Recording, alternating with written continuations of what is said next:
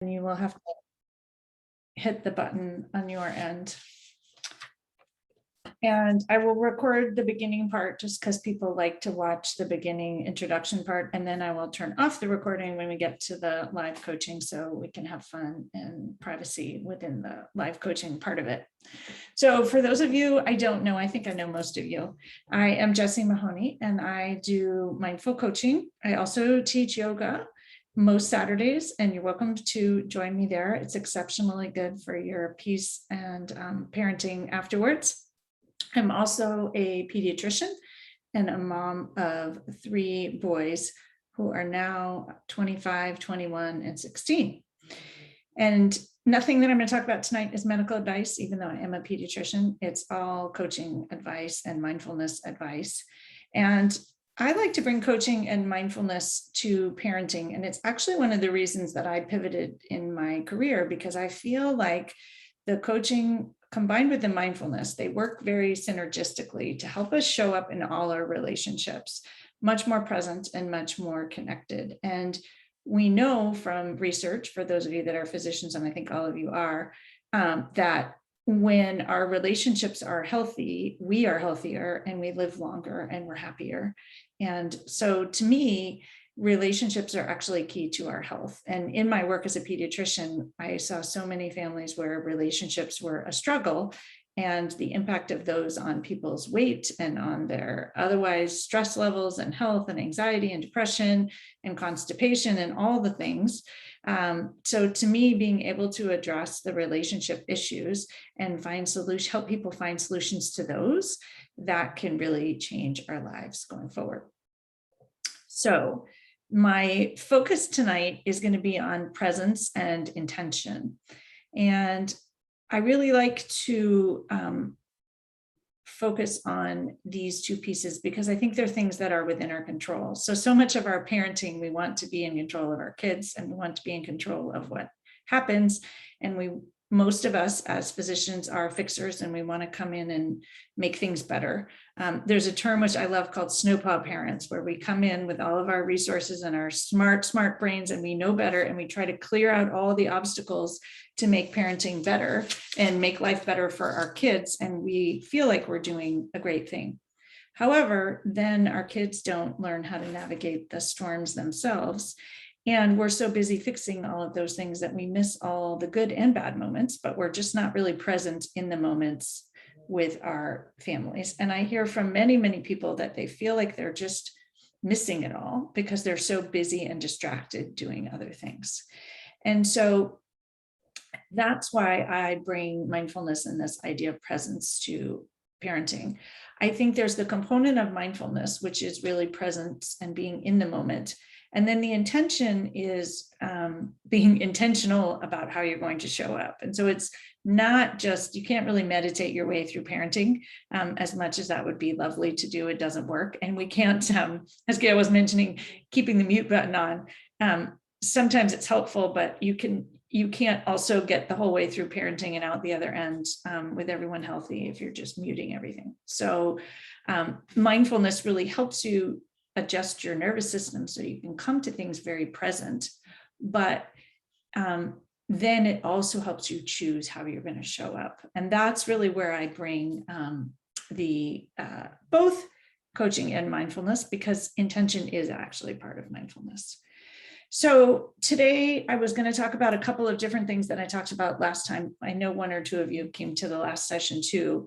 And today, as usual, I actually like to start with a little bit of mindfulness, and then I'll get into my comments, and then we'll get into our coaching. And so I always start with the mindfulness because when we are more calm and when our parasympathetic nervous system is up leveled, we're much more open to be willing to change our thoughts and be willing to change our approach. And so it's always a useful way to start a coaching session or a learning session. And so for those of you who do physician wellness stuff, it's a beautiful way to get people in the moment and get them more receptive to whatever you might be going to share with them. And so what I would offer is, if it's safe, and I don't know, for those of you who are off the screen, if you're driving, please don't partake.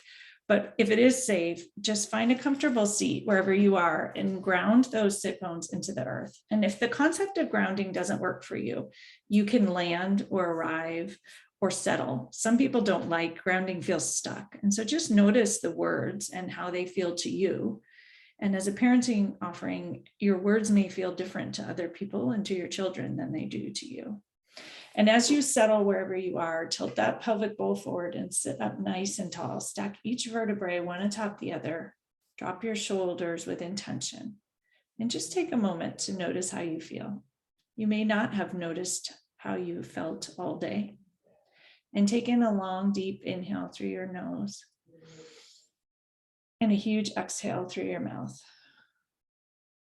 And another moment to check in with yourself and notice where you are and how things feel.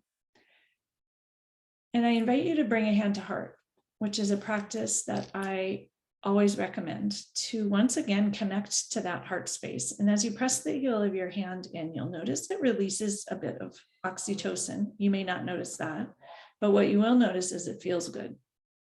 And you can place the other hand atop that hand, onto the dorsum of that hand, and press in gently. And just notice the connection to the fact that you have a heart, a beating heart under there, and perhaps some wishes and worries, and sending yourself some kindness here. When we offer ourselves compassion and release oxytocin, we're also much more open to learning and changing and shifting. When we tap out of the shame and guilt and blame and beating ourselves up. So this hand to heart practice is actually a very useful practice, and it also feels amazing.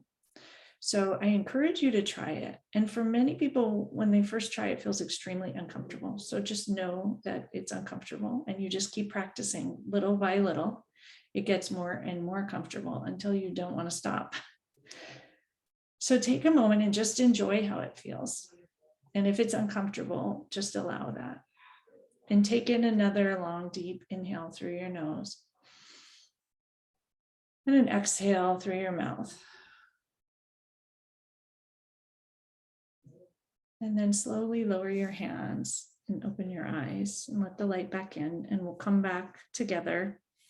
I would love it if people are up for turning on their video. It's much more fun to talk to people rather than boxes, but if you're driving, please don't do that. And I wanted to share at the outset, I have a favorite book that I often use for yoga. I think some of you have seen it. It's called An Invitation to Pause Again. And it's actually written by a yoga teacher who's in her 70s, but she's writing it about her mom who has Alzheimer's. But the very beginning, she gives I can't remember, she dedicates the book, whatever you call that part. And she says, "Little did I know that in the end, you would be one of my greatest teachers. I love how life always gives us what we need most, and life gave me you." And she's actually saying that to her mom, but I think that's very true for any of us who are moms, that the children that we have are exactly the children that we needed most, and we are the moms that they need most. And so I find that a really beautiful sentiment. And I often talk to people whose kids are struggling with mental health or ADHD, and they feel like they're not the right parent for them. And that maybe you're mismatched with one of your children in terms of personality, and know that they are the right child for you, and you are there for the right parent for them, and you all need and are learning from each other. And that can create more spaciousness. So a couple of thoughts I wanted to share today. One is this idea that what you model is more powerful than what you say as a parent. And so this idea of parenting with presence, modeling presence, and modeling being in the moment and connecting is really critical for your kids. And it's one of the reasons, as a kids yoga teacher, one of the things they teach us is actually that teaching parents to meditate is one of the most helpful things you can do for their children. And so realizing that we always want to teach our children to behave differently. We want to teach them to meditate. But if you show up for things much more calmly, it can change the whole situation. And your kids are watching. They're watching how you handle problems. They're watching how you handle your own struggles. They're watching how you handle their struggles. And so when we show up with presence and grace and compassion, they learn so much from that. And so just by practicing mindfulness yourself, and however you do that, you don't have to sit on a meditation cushion for 20 minutes or 45 minutes.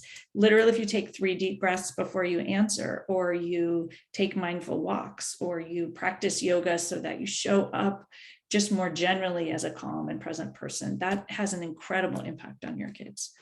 And if you learn how to, I always talk about pause and be present, how to pause and take advantage of that pause so you respond rather than react, it can be really transformative for both you and your kids, because in that pause, you get to choose how you want to show up. Let's see if that works. The other thing is, because they're always watching you, if you heal yourself, you're actually helping to heal your children. If you take care of yourself, you're actually helping your kids be taken care of and learn to take care of themselves. If you worry, they watch you worry and they think there are things to worry about. It doesn't mean that you hide all of your inadequacies or vulnerabilities. In fact, as I mentioned, when we show up vulnerable and honest and authentic, and even having made mistakes and learning how to deal with our mistakes, they learn from that. And one of the things that we see is kids who are super anxious, their parents are often anxious, and they also, parents won't show them that they're anxious. And so they're always trying to hide them and protect them, and they don't know what to do with their own anxiety. And so being vulnerable and having them see you make mistakes is actually great learning. And so we don't have to be worried about how we've damaged them. We can just keep showing up and keep learning and keep growing ourselves, and they will learn that they can do that too. So the second thought that I wanted to share is this idea of being able to apply some of the tenets of mindfulness to parenting. And I haven't really talked about this before. For those of you who listen to the Mindful Healers podcast, we often talk about these specific tenets of mindfulness. But if you think about them and you just think about, ooh, if that's what mindfulness is, of course, parenting with mindfulness would be really helpful.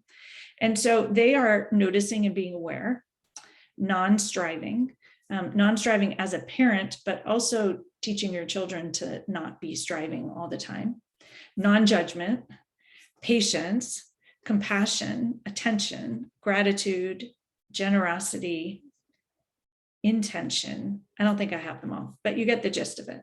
And I'm not a perfectionist, so that's close enough. And thinking about those, if you could show up with compassion for your kids and for yourself as a parent, imagine the impact on a child who watches you show compassion for yourself. They will learn to show compassion for themselves. If you show up with gratitude, they learn gratitude.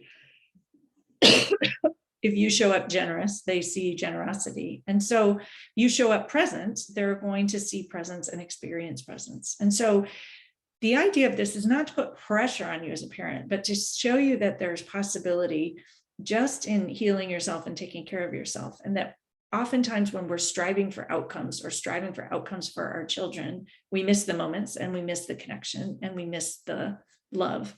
And if you think back to the moments with your own parents that you actually remember as a child, they are those moments when they were present and when they connected and when they showed love. It wasn't necessarily on the most fabulous trip or when you had some amazing accomplishment. It was usually the small moment.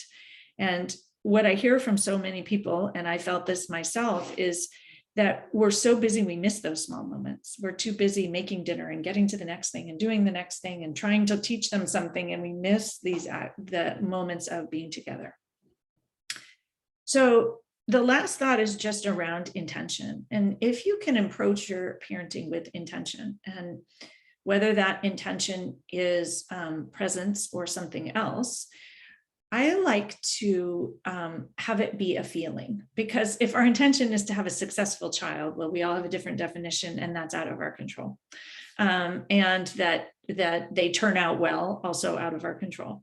But if your intention is to show up with love or compassion or connecting or with peace, that is within your control. And you can, when you show up that way, influence all of the other things. And they're much more likely to turn out well, I'll put in quotes, if you show up trying to connect or trying to be present. And if you think about that quote, that Maya Angelou quote, which I'm not going to say articulately tonight, but the idea is that your people don't remember what you said or what you did. They remember how you made them feel. And so if you choose your feeling, your parenting feeling with intention, it can be super powerful. And in a session like this a bit ago, a mom was trying to choose her morning intention. She just wanted peace in the morning rather than trying to rush out the door and have all these things. And when she focused on peace, like what would peace do? All the answers about how to set up her morning and approach her child and approach getting dressed all became very clear. And so rather than sort of designing your perfect morning, if you just design how you want to feel, then you can start to figure out what it might look like. And I find that when I'm stuck, if I can just think about the feeling, so maybe your teenager's just doing something you can't even fathom. It's like, well, okay, how do I want to feel about this? And maybe you want to be curious, for example. It guides you in how to show up. And so curiosity is one of the tenets of mindfulness, I forgot. And so I think it's a really useful way. If you pick that feeling, you can then ask the question, like, what would peace do? What would curiosity do? What would compassion do? And it's not just for the other person, it's for you, first of all, as the parent or as the mom. I think we're all moms here. So that can give you just sort of an idea of how to approach that. So those were the thoughts I was going to start with, and I'm going to turn off the recording, and hopefully some of you want to get some coaching. So let me do that. And I'm also happy to answer questions.